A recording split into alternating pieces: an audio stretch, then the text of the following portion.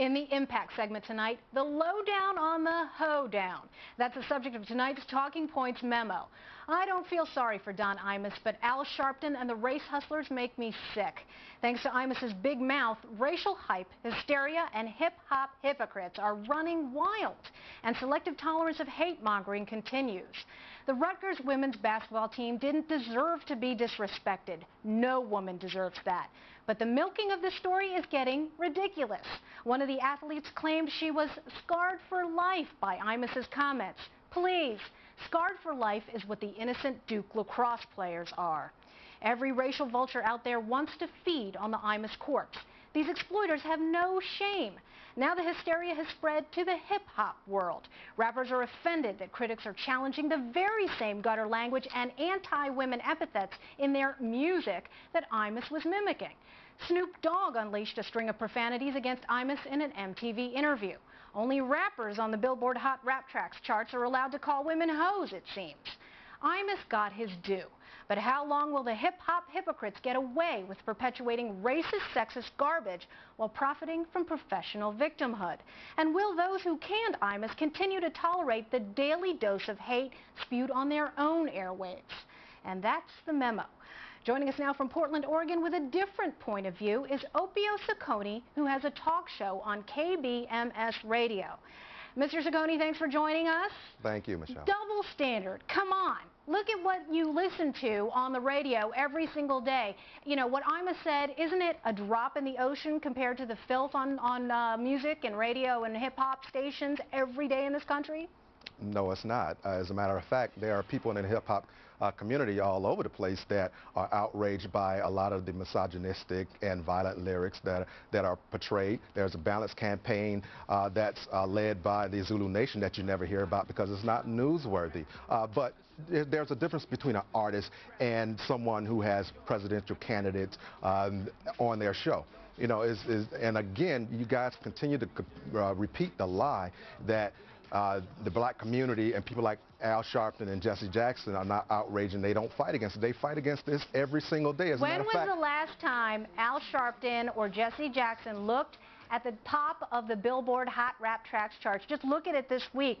Every single one of the top 6 songs has the N-word, the H-word, the B-word. When was the last time that Al Sharpton said anything about it? Was it 2 or 3 or 4 years ago? Yes. No, not 2, 3, really? 4 years ago. I haven't heard him complaining about this is why I'm hot.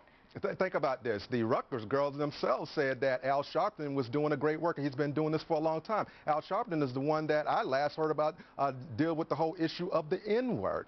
So, you know, you guys continue to repeat the lie, and there are people out here in the black community that are fighting against this every single day. Look, first of all, you're accusing me of repeating something that I haven't said. Obviously, there are people out there who've been fighting this, but the question is, why has there... Whoa, let me ask the question. Why has there been so much tolerance for the stuff that's on the charts right now?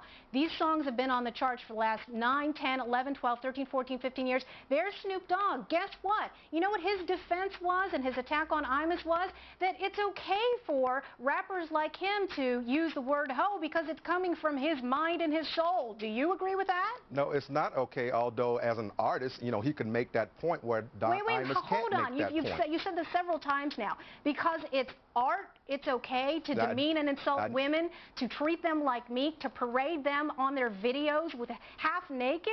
That's okay because it's their art, because it's their culture. That kind of moral equivalence is why this stuff is so prevalent right now. And it's not something that you can't tune it out. You can't just turn off the radio. It's everywhere. Michelle, it's not okay. And people are fighting against it. Like I say, he can argue that it's okay as an artist, but it's not okay. Again, you know, Reverend Al Sharpton and Jesse Jackson, they don't own the top 10. You know who makes money off of those top 10 songs? White people that you coddle to in almost all your articles. Oh, geez, here we go with the blame Whitey again. Blame Whitey. What about who's making the money off? Who makes the most money, Michelle? Yeah, Michelle, who makes the most money? Where are the words coming out? Who makes the most money off these shows? Whose mouths are the words coming out of? So Snoop Dogg doesn't bear any responsibility for spreading this filth, and Young Jeezy and Crime Mob and all these people, they don't bear responsibility. It's all Whitey's fault? They don't make more money than Iovine, Tommy Mottola, and Sumner Redstone. They don't make more money than Whitey, as you would say.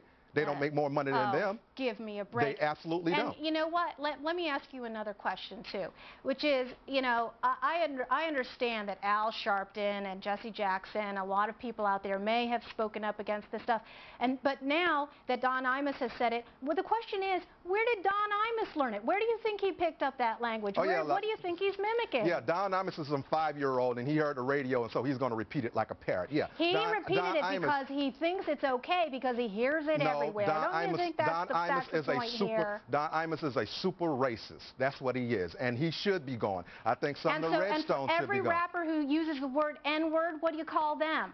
Well, where did they get it from?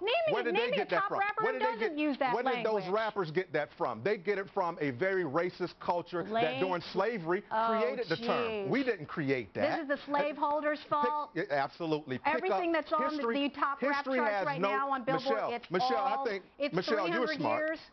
Yeah. History has no discontinuation. What happened yesterday directly affects us today. Look at the film called Turn Off Channel Zero. It deals with this. As a matter of fact, if you would mention people like Public Enemy, Dead Prez, you know, people put out positive and political hip-hop, but white people don't like that type of hip-hop. Unlike a lot of critics, I know my music. I can tell you good positive people out there like MC Lyte and Queen Latifah. Guess what? They're not on the charts. These thugs are. That's because those white people that you love so much won't put them on the charts. It's George Washington's fault that they're doing this.